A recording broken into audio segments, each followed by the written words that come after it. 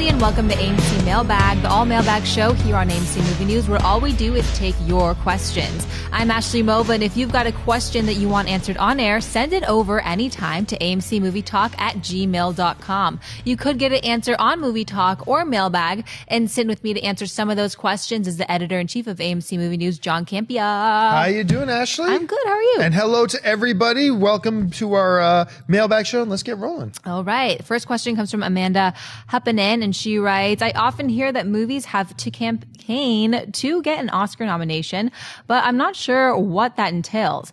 How does a studio or production company go about campaigning for a nomination?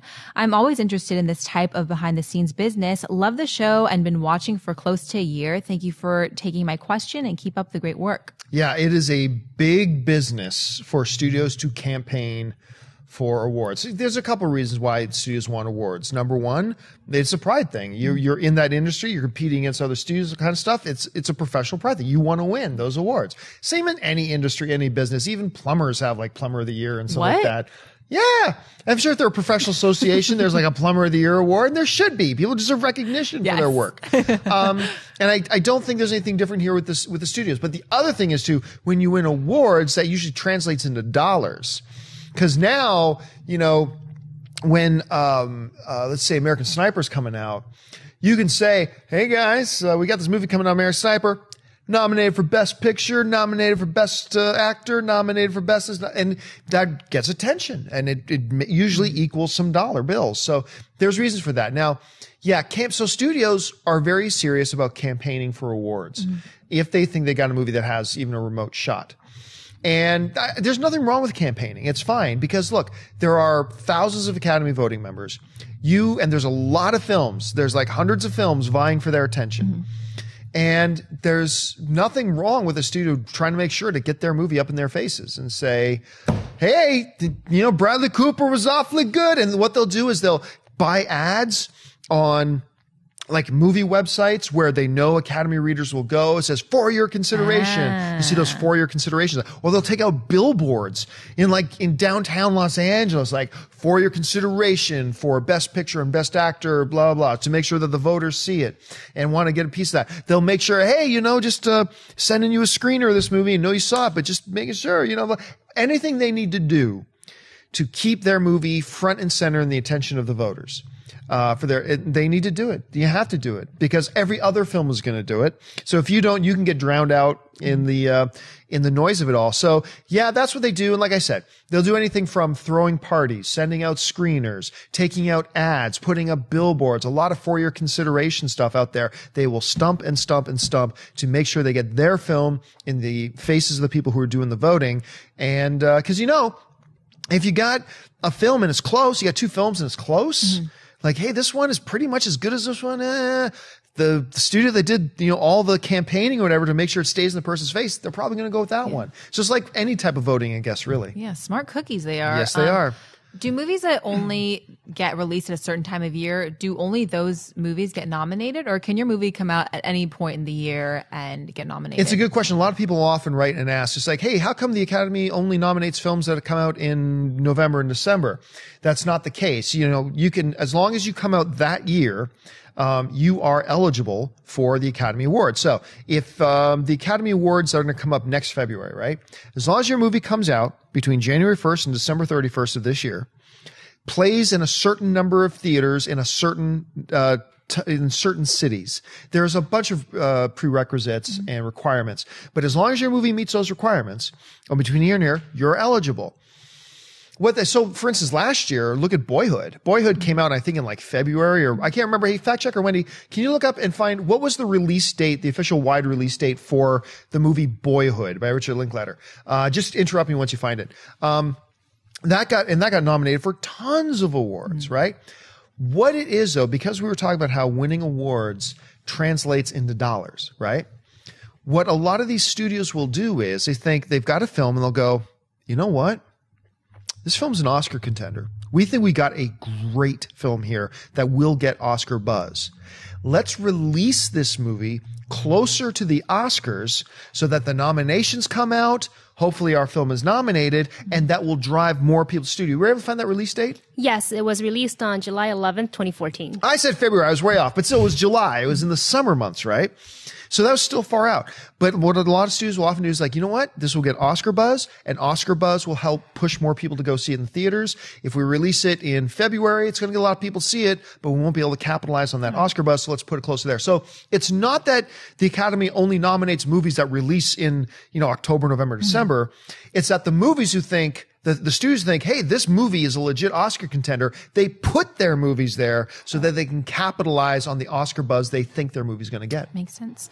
All right. Joyful Poison Girl writes, I love the first Highlander movie and the TV series. Rebooting the Highlander franchise would be awesome and would help me forget some of their not so great movies. Is a new Highlander movie still happening? I haven't heard any news lately.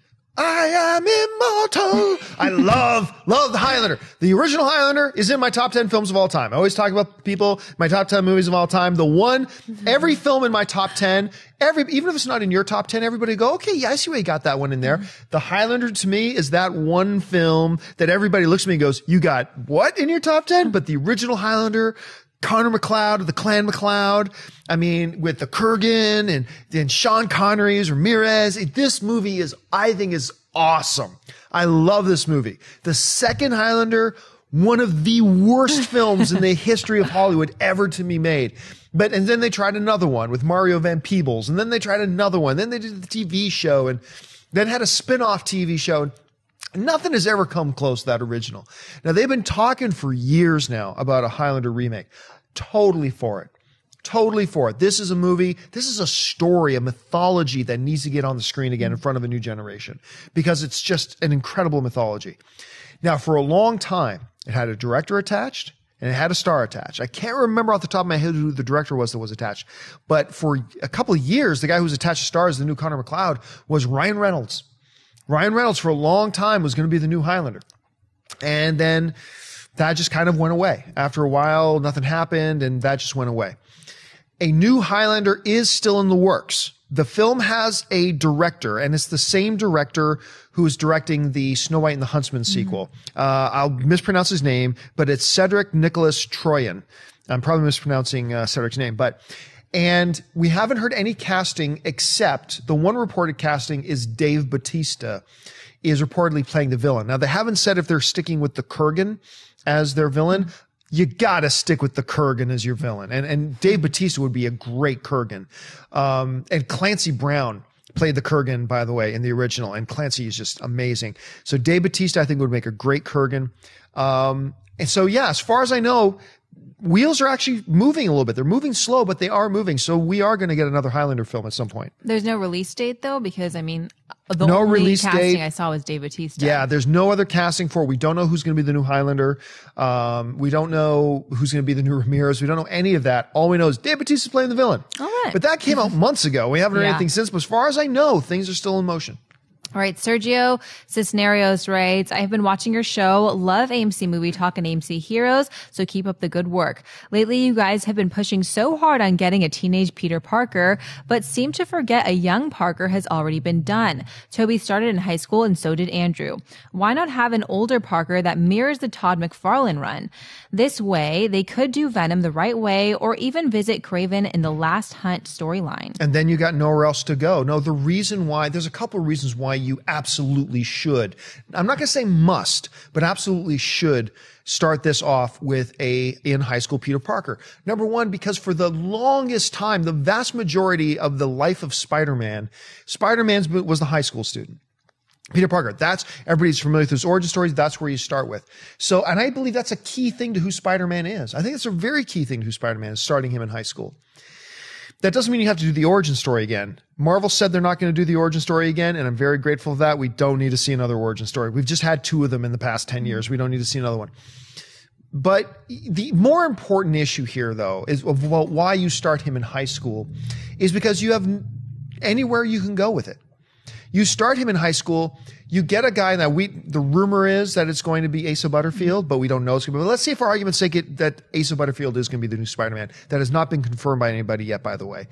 But if it was Asa Butterfield, now you got a kid who you can have as Spider-Man for the next 20 years. Literally. He could be Spider-Man for the next 20 years. You don't start with a 30-year-old Spider-Man. And I'm not talking about the character. I'm talking about the actor. And Andrew Garfield, I believe, actually, fact checker Wendy, can you look up the age of Andrew Garfield for me? Just interrupt me when you find it there. But you don't start, if you're thinking long term, you don't start with an actor who's in his 30s. If you think you've got a vision for this character to be around for a long time, what do we got, Wendy? Andrew Garfield is 31. He is 31 years old. So he was probably, 28, maybe when he did the first Spider-Man. 28 years old playing high school students. Anyway, now if you're going to get a guy like Asa Butterfield, you ain't going to convince anybody that he's 27 years old. That kid looks like he's 12. Yeah. So you can, put the Spider-Man saddle on that kid and ride him for 10, 15, 20 years as Spider-Man. And like I said, if you start with somebody who's in his last year of college or is out of college now, you can never now go back to telling those high school stories. You can never do that again. You start him in high school.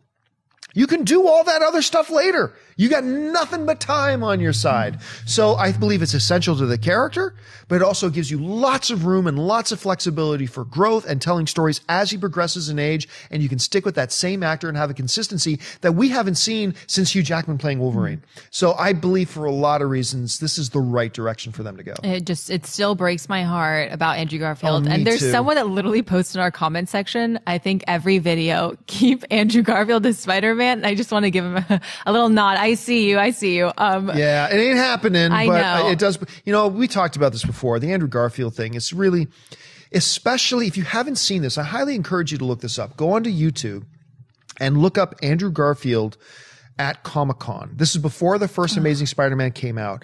And Andrew Garfield, better than anybody else I've ever heard any actor do, is at Comic-Con and pouring out his heart about why Spider-Man means so much to him and what it means to him to play Spider-Man. You've never heard anything like this from an actor talking about a role they get to play. It was impassioned. It was authentic. It was real. And he was damn good. He was damn good playing Spider-Man. Now, whether or not you love The Amazing Spider-Man 2 or not, it's irrelevant. He was great as Spider-Man. But it was just a matter of, I think you mentioned this before, it was a matter of bad timing. I mean, between Sony being in financial trouble, the second film not being nearly as good as the first, and then all the other things just it was a perfect tsunami that just literally made it impossible for Andrew Garfield to stay as Spider-Man. They had to reboot it. They are rebooting it. But don't get me wrong, even though I'm saying they had to reboot it, if Marvel announces tomorrow, or Sony, I should say, announces tomorrow, you know what? Us and Marvel have been sitting down talking. We said, screw it. That Andrew Garfield kid, he's a good egg. We're going to keep going with Andrew Garfield as Spider-Man. I'll be super happy. I will. But I totally understand what Sony is talking about when they say we need to reboot this thing now, because I agree with them. It's the right thing to do. All right. Nathaniel Schaffner writes, hey guys, my name is Nate and I love the show. I saw Mad Max Fury Road, and while I love it, I did have one big problem with it. It really felt to me like Mad Max was this supporting role, like Max was the supporting role in the movie, and that Charlize Theron was the clear focus. I'm all for strong female characters, but if you name a movie Mad Max, you make him the focus of the film. To me, it felt like a Furiosa movie, not a Mad Max movie. Am I just being pig-headed? Thoughts? I see what you're saying, but this is a different situation than like on AMC Movie Talk earlier this week. I was talking about how my one worry about all the characters that Marvel's been adding to, say, Captain America Civil War is that I want this to be a Captain America movie, because I saw Winter Soldier and I saw what happens when you make Captain America the focus of the movie. It's not just because the title of the movie is Captain America Civil War. It's because I actually want a Captain America movie. Mad Max, John Schnepp made a great point on Movie Talk earlier this week when he said, Mad Max has always been a collection of movies telling different stories, and Max is just kind of like the thread that runs through them, playing a key part. And you're right. Mad Max Fury Road is what is her name? Imperious or Imperator? Imperator Furiosa. It is Imperator Furiosa's movie. It really is. This movie is about her. But I've got a feeling that Mad Max now, the next movie, I don't think Furiosa is going to be in the next movie. I think they might do a Furiosa spinoff movie, but it'll be another story that Mad Max, as he's going through the wilderness and surviving, it's going to be another thing he finds himself in. And I think that Mad Max then, instead of being a series of movies about him, he becomes the thread that ties a series of stories together going throughout that world. And if that's what they're doing, I applaud it. I think that's a really good move. Mad Max is a real good film. Mad Max Fury Road, that is. Real good film. And the fact that it focused on Furiosa is one of the reasons it was so good. Now, just because Mad Max name's in the title, that doesn't necessarily mean anything. Because I said before, too, look at the Hobbit movies. The Hobbit 1, 2, and 3, right? It's called The Hobbit. You'd figure the movies are about Bilbo Baggins. And while Bilbo Baggins is the movies are told from his perspective, and he's clearly a key figure in the movies, you don't get long into the stories. Like by about the first act of the second film, you realize these films aren't about Bilbo Baggins. These films are about Thorin Oakenshield. The Hobbit trilogy is really the story of Thorin Oakenshield as being told from the perspective of the Hobbit, from being told from the perspective of Bilbo Baggins. And I loved that. I really liked the way that they did that. Now, none of the Hobbit films were as good as any of the original Lord of the Rings films, but I still quite enjoyed the films a lot, and I liked that they did that. I got really excited when I realized these stories are actually about Thorin, because Thorin was the key story. But understanding the narrative path, it makes sense to call it The Hobbit, and then it's being told from his point of view. And so I see a little bit of that in Mad Max Fury Road as well. Earlier this week on Movie Talk, we had talked about how, I think it was back in 2010 that they were going to do Mad Max Furiosa. They came out with that title, but now we know it's going to be Mad Max Wasteland, I think it was. The Wasteland, yeah. Yeah. The sequel. The sequel, right. Do you think that during filming they knew that Furiosa, the movie, wasn't going to happen, so they decided to kind of more focus on her while they had them both together on screen? Well, it depends on who you talk to, because there's a lot of speculation, and we mentioned this on Movie Talk the other day, but there's a lot of speculation going around that, what is not speculation is that Tom Hardy and Charlize Theron did not get along. Yeah, she confirmed that. Yeah, she confirmed that they were constantly going at it. And a little bit of that, you have to understand, they actually shot that film in an African desert. Like, so you shoot there for 5-6 months in the desert in these you're in this truck the whole movie, 6 months. You're going to get on each other's nerves. Yeah. I mean, we sit at the table for an hour a week, and I'm surprised you're not killing me now. I'm surprised you're not choking me out by now. So that's understandable. So some people are speculating that George Miller's original plan was to do Mad Max Fury Road and then do a sequel called Mad Max Furiosa. But now it's called The Wasteland, and people are now speculating that Furiosa is actually going to get a spin-off movie, and that the reason they're doing it that way is because Tom Hardy and Charlize Theron won't work together again. That's the speculation part. The confirmed part is that they were fighting constantly on set. That's confirmed. But all this other stuff is just speculation. Okay. So I don't know. I don't think they knew what was going on, because remember, they had started making this film. Oh, damn, Dennis. Do you remember how long ago did they start making Mad Max Fury Road? Like 2012, 2011? Because they've done reshoots and more reshoots and more reshoots and problem. This movie was supposed to come out like over a year ago. But then it came out, and the end result is pretty damn good. So I don't know if they knew at the time that this is what they were doing. I still probably believe. I choose to believe right now that Miller's intention was to do Mad Max Furiosa and continue on the story of these two characters. But maybe now it's being called The Wasteland because he realized I can't make them in a film together. But Furiosa is a great character. We can tell her story, and then we can continue on with Mad Max's journey at the same time. But again, that's all speculation, unfounded. Right. All right, Jesse Heyman writes, my question comes in the wake of criticisms by some that Avengers Age of Ultron had too much CGI. It's also a constant critique against most blockbusters. I've always considered CGI to be an element in filmmaking, like sound or lighting. I wanted to know, is CGI bad for good storytelling? Or if not, how much CGI is too much CGI? No, the CGI in and of itself is not bad for storytelling whatsoever. You're right. CGI is simply another tool in the filmmaker's toolbox. That's all it is. Now, like any tool in the filmmaker's toolbox, it can be misused or done the wrong way or utilized the wrong way. And if that happens, it can start to become a glaring problem in a film. So like great CGI, not John Lasseter, John Knoll, the guy who created Photoshop, head of effects at Industrial Light and Magic, just a icon and a god in the visual effects community. He once talked about how visual effects is simply a way of creating your environment. And you can, with practical effects and wood and nails and brick and stone, you can create the wrong environment. With CGI, you can create the wrong environment. You can create things without CGI where you just have too much going on. And in CGI, you can create scenes like a lot of people point out the prequels for this, the Star Wars prequels. There's too much. Just because you have the ability to do something doesn't mean you should do something. It's just way too much. But that can be done, as Noel once said, with visual effects or without visual effects. It's not about CGI itself being a problem. No, I hear nobody complaining about CGI ruined Planet of the Apes. I heard nobody complaining that CGI ruined Dawn of the Planet of the Apes. It's just that it was used properly. It was used an awful lot. That movie has so much CGI, it'll make your head spin, but it was used well. See, here's the problem. Sometimes people think that if something was bad, they'll point out something, they'll pick something at random and say, that was the problem.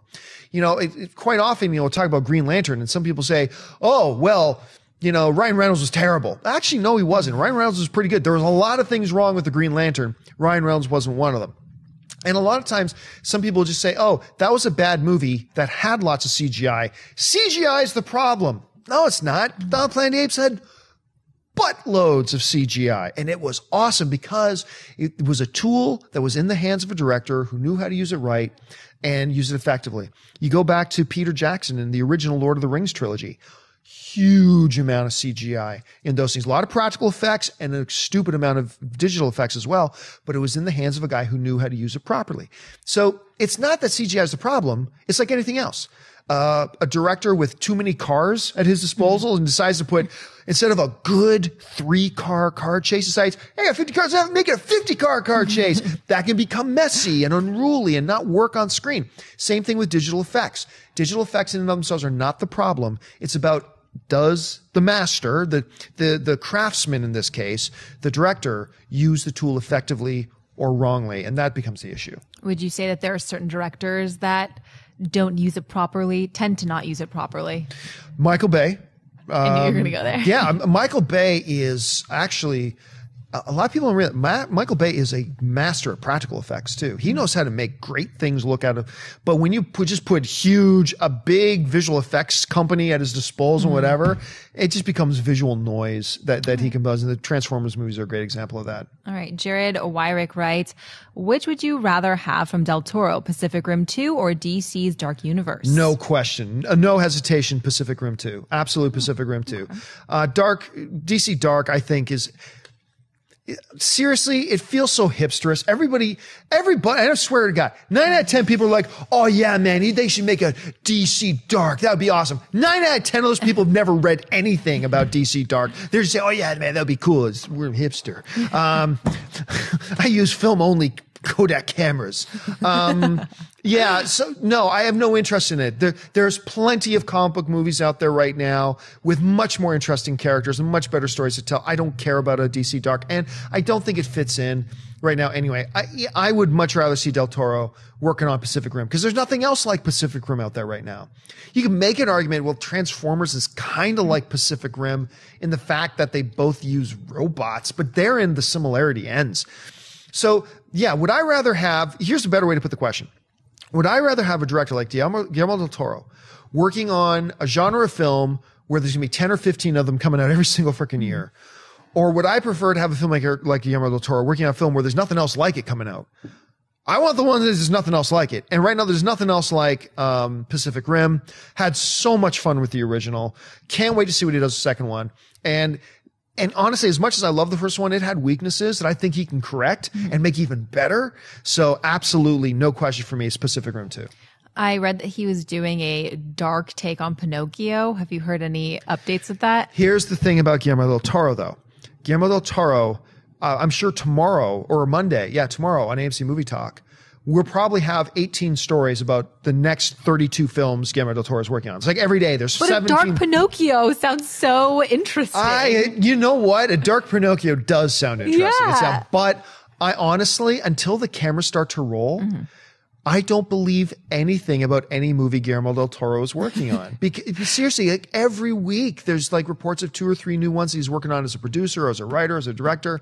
Now, granted, it's calmed down a little bit, but like a year ago, it felt like every week the next movie and the newest project for Guillermo del Toro. It was like everything. So now, until they get in front of the cameras and start shooting, every report about Guillermo del Toro is working on, I just brush it away. It's like, tell me when you start shooting something, then I'll believe it. All right. Thomas Zara writes, I love Mel Brooks movies. Just love them. I hope Alicia is on to help with this question. What are your 5 favorite Mel Brooks movies? Mine are Young Frankenstein, pronounced Frankenstein, High Anxiety, Blazing Saddles, Spaceballs, History of the World. Thanks and keep up the good work. A fine list, Thomas. In order, starting at number 5 for me would be, first of all, there is no other Mel Brooks. There's no other Mel Brooks. There is Mel Brooks and nobody else like him in the world. Never has been. I doubt there ever will be. Silent movie is number 5 for me. Number 4, Robin Hood Men in Tights. Number 3, Young Frankenstein. Number 2, one of the greatest comedies of all time, Blazing Saddles. If you've not seen Blazing Saddles, first of all, you should watch all these films I'm mentioning, but you really got to watch Blazing Saddles. It's so freaking funny. Blazing Saddles is my number 2, and for obvious reasons, number 1 for me is Spaceballs. I've been in love with that movie since the first day I saw it. I watch it all the time. I never get tired of it. I could literally watch that movie every day and not get tired of it. Like it's just so great and so awesome. So, for a 5 silent film or silent movie, 4 Robin Hood Men in Tights, 3 Young Frankenstein, 2 Blazing Saddles. Number 1 for me is Spaceballs. So those are my 5 favorite Mel Brooks films. I was looking at his IMDb page and it says that he's voicing a character in Hotel Transylvania 2. I saw the trailer. Did you see it? It is I have not seen the trailer. Cute. Like it looks so cute. I'm so excited for this Were you movie. able to pick out whatever character he was that he's voicing? Is this character in the Vlad. trailer? He's the character that's voiced by Adam Sandler. He's playing his dad, I think it is. Oh, really? Yeah. Okay, I'll have to keep my eye I'm out really for excited that. for that one. All right, Nate B writes, Hi AMC, Nate here. I was wondering about the news that came out in 2013 that writer David Goyer would be directing a Count of Monte Cristo adaptation. Since the 2002 version with Jim Caviezel is my favorite movie of all time, I am eager to see another take on the story. Unfortunately, I have not heard anything about it. Is the Goyer version still in development? Thanks. I think that's a kind of a little bit of an underappreciated film, is that Count of Monte Cristo. I did not like it nearly as much as you did. But I thought it was quite a good film. I really did. I liked it. And the Count of Monte Cristo is just a story that should be told. It's kind of like Jane Eyre. That's a movie that should be remade and retold and have other filmmakers cut their teeth on like every 5, 6, 7, 8 years or something like that. And I would be totally up for Count of Monte Cristo.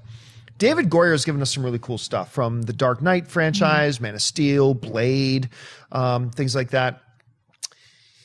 As far as I know, the project's dead. As far as I know, it's not happening anymore. I stopped hearing updates about it about a week after I heard that it was happening years ago.